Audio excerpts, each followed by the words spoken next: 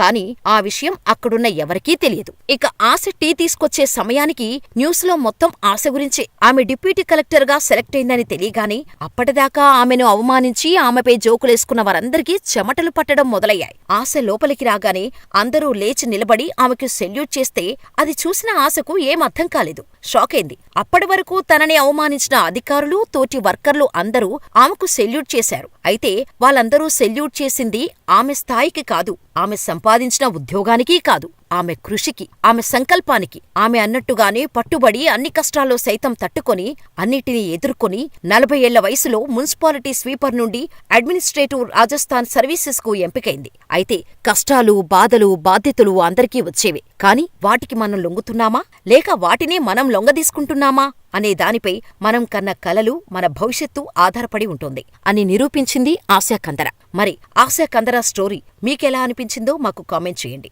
ఇలాంటి మరిన్ని interesting, informational, motivational stories కోసం మన ఛానల్ని సబ్స్క్రైబ్ చేసుకొని పక్కనే ఉన్న బెల్ ఐకాన్ కొట్టేయండి.